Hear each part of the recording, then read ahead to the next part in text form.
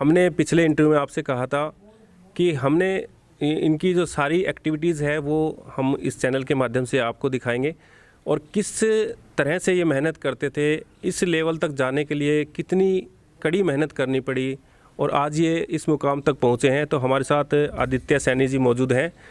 आदित्य जी, सबसे पहले हमारे चैनल में आपका स्वागत करते हैं। धन्यवाद।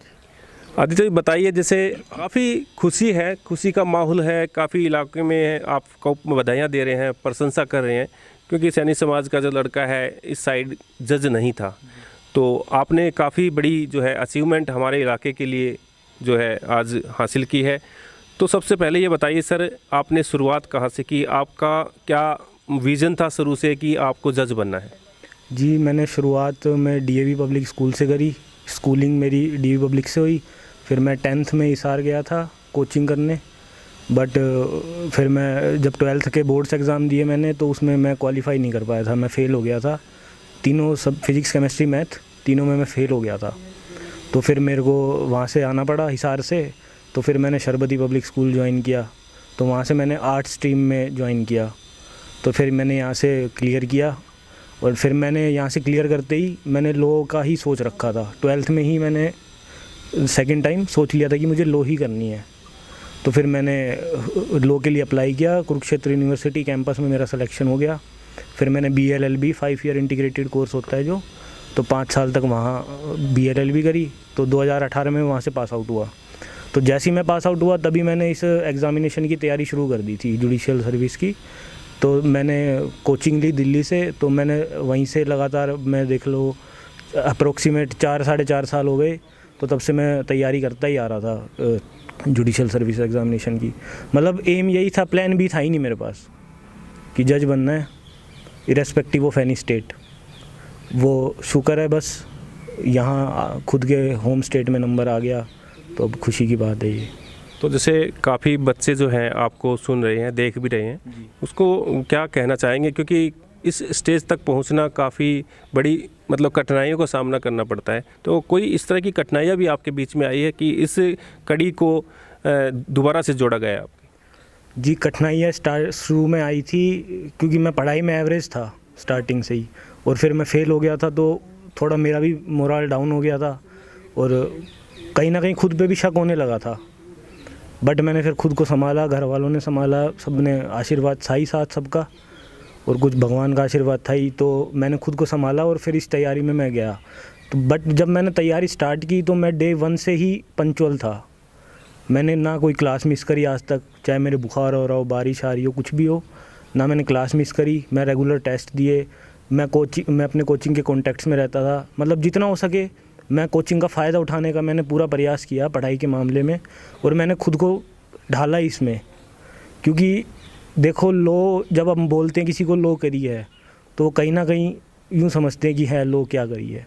मुझे ऐसे कई लोगों ने बोला, बट ये धारणा भी मैं चेंज करना चाहूँगा कि कोई भी स्ट्रीम हो, लॉ हो चाहे कुछ भी हो, मेहनत आपको करनी पड़ेगी। स्कोप सब जगह है। मैं यूँ नहीं कह रहा कि आज मैं जज बन गया, ये बात इसलिए नहीं कह रहा, बट स्कोप हर फील्ड में है। ऐसा नहीं है कि स्कोप सिर्फ साइंस और मेडिकल या इनमें ही है, हर फील्ड में स्कोप है। आप अपने ज़िले में ही देखते हैं, कई CA हैं अच्छे, दूसरे स्ट्रीम में काफ़ी हैं, तो वही है। तो बट मेरा यूँ था कि मैंने खुद को ढाला और मेरा इंटरेस्ट बनता गया, मैं और डीप में जाता गया, मैं पढ़ता गया लॉ को, तो मेरा इंटरेस्ट उसमें बनता गया। और सबसे बड़ी बात, मैंने कंटिन्यूटी रखी। जब कभी मन भी नहीं करता था पढ़ने का, तो 2 से 3 घंटे में निकाल लिया करता, जैसे तैसे करके। तो जैसे पीछे जिस टाइम आप बता रहे हो 2018 से आपने मतलब स्टार्ट किया था, तो 2018 के बाद जैसे बीच में जैसे कोविड का भी काफ़ी बड़ा एक संकट आया था, उसको लेकर उस समय को आपने कैसे मेंटेन किया? जी, कोविड का समय आया, मेंटली तो देखो सभी हरास हुए थे, कहीं ना कहीं प्रभाव पड़ा था मेंटली सबके उस पर।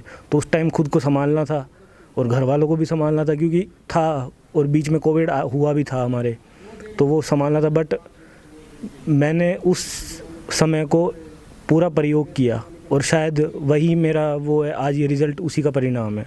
मैंने उस समय को पूरा प्रयोग किया। मैं हर दिन ऐसे पढ़ता था कि कोविड कल लॉकडाउन हटा और मेरा कल एग्ज़ाम है, तो वो मेरा लिए बेस्ट समय था, मैं बताऊं तो। तो जैसे स्कूल में जैसे आप स्टार्टिंग कर दे उस टाइम किस तरह से आप पढ़ाई में किस लेवल पे थे, अगर हम स्कूल की बात करें आपकी? जी मैं शुरू से ही एवरेज था, मतलब इतना था बट इतना इंटरेस्ट नहीं लेता था पढ़ाई में, ना मेरी कैरिकुलर एक्टिविटीज़ इतनी करता था। मैं एवरेज ही स्टूडेंट था बस, कि मतलब फॉर एग्ज़ाम्पल कि एग्ज़ाम पास करना है तो इस तरीके से। तो यहाँ जैसे आपने जज का ये एग्ज़ाम क्वालिफाई किया, तो इसमें मतलब मेन चीज़ें क्या आपने रखी कि भी कहाँ फोकस आपने ज़्यादा डाला इसमें? फोकस सर सबसे पहले तो मैंने लॉ पे ही किया, क्योंकि मेन तो बाकी सब लैंग्वेज भी आती है हमारे एग्ज़ाम में, जीके भी आती है, बट मेन तो लॉ ही होता है। तो फोकस लॉ पे गया, और आपको लॉ पूरा मतलब डीप में कंसेप्ट क्लियर होने चाहिए, सबसे बड़ी बात तो कंसेप्ट क्लियर करने में मेरा पूरा ध्यान था। और मैं राइटिंग करता था, लिखने में पूरा वो था कि क्योंकि उसी से ही कंसेप्ट क्लियर होते हैं, कि मेंस के आंसर राइटिंग मैंने बहुत प्रैक्टिस करे, तो उसी से मेरे कंसेप्ट क्लियर होते गए और आज ये क्लियर हो गया एग्ज़ाम। तो आपने जैसे इस एग्ज़ाम से पहले कभी मॉक इंटरव्यू वगैरह भी किए इस तरह? जी मैंने मॉक, इससे पहले मेरा एक एमपी जुडिशियल एग्ज़ामिनेशन में मैं इंटरव्यू स्टेज तक पहुंचा था, बट अनफॉर्चुनेटली मैं क्वालिफाई नहीं कर पाया था। तो ये मेरा सेकंड इंटरव्यू था इस स्टेज का। वैसे मैंने एग्ज़ामिनेशन बहुत दिए हैं, बट इंटरव्यू मेरा ये सेकंड था। और इसमें मैंने मॉक इंटरव्यूज़ किए थे, दिल्ली में ही किए थे मैंने मॉक इंटरव्यूज़, कोचिंग ज्वाइन की थी उनमें। तो कोचिंग कितने दिन तक की आपने वहाँ पे? जी कोचिंग चल रही थी मेरी, जब कोविड लगा था पहला लॉकडाउन, उस समय तक मेरी फ़िज़िकल क्लासेस चल रही थी, उसके बाद तो लॉकडाउन लग ही गया था। फिर यहाँ उसके बाद मेरी ऑनलाइन चली थोड़े दिन, बट मेरी एंड स्टेज ऑनलाइन चली है, मेरी फ़िज़िकल ही चली है पूरी कोचिंग 2018 से 2020 तक, 21 तक लगा लो। तो वो फिर वहाँ तब तक कोचिंग चली है, उसके बाद फिर खुद पर्सनल स्टडी की है घर पे रह के। यहाँ पे घर पे किस तरह का सपोर्ट मिलता था, क्योंकि मम्मी और पापा की बात करें तो शायद वो भी प्राइवेट ही जॉब है शायद? जी प्राइवेट, वो मम्मी तो हाउस मेकर है, पापा का अपना प्राइवेट काम है, और मेरा छोटा भाई है वो भी कंपनी में, प्राइवेट कंपनी में, वो आईआईटी से करके आया इंजीनियरिंग। घर पे सपोर्ट सबका था, ना मुझे कोई काम के लिए कहता था कि इसको डिस्टर्ब हो जाएगी ये वो, और पूरा सपोर्ट था। हर चीज़ मुझे लगा लीजिए टेबल पे मिल जाया करती मेरे, कि इसको डिस्टर्ब नहीं करना, और उनकी तरफ से उन्होंने पूरा सहयोग कराया कि इसको किसी तरह की तकलीफ़ नहीं होनी चाहिए। मुझे कभी तक ये एहसास नहीं होने दिया कि भाई, खुद में भी एक हो जाता है कि साथ वाले लग रहे हैं नौकरी, तो ये इस चीज़ का मुझे कभी एहसास नहीं होने दिया। उनका पूरा सपोर्ट था, और मैं खुद को उस माहौल में ढाल चुका था। थोड़ी तकलीफ़ हुई क्योंकि क्लास लगाते थे, फिर अचानक से कोविड आ गया तो घर आ गए, तो थोड़ी तकलीफ़ हुई, बट ढाला उस माहौल में। तो जैसे आपकी मम्मी बता रही थी कि हमने जो है उनको कभी टीवी नहीं देखने दिया गया, ना इतना मोबाइल यूज़ करने दिया गया आपको? जी टीवी तो 10 साल से नहीं है हमारे पास। घर पे टीवी नहीं है जी आपके? मतलब घर पे, हाँ जी टीवी नहीं है। तो लगातार पूरा फोकस जो है आपका पढ़ाई पे ही रहता था? पूरा तो मतलब था बस यूँ है, गेम वगैरह में भी आपके करता था मैं, बट कंटिन्यूटी मैंने नहीं छोड़ी पढ़ाई से दूरी नहीं बनाई। जैसे मेरा कभी कभी हो जाता है मन नहीं करता, तो उसमें भी मैंने 2 से 3 घंटे निकाले हैं। सबसे बड़ी बात, अखबार में रेगुलर पढ़ता था, तो वो उसी में वो हो जाता था, 1 घंटा तो उसमें चला जाता था, 2 घंटे में लॉ पढ़ता ही पढ़ता था। इंटरेस्ट बन चुका था ना लॉ में, वो खुद ही अंदर से वो हो जाता था कि पढ़, तो वो 2 से 3 घंटे में निकालता था।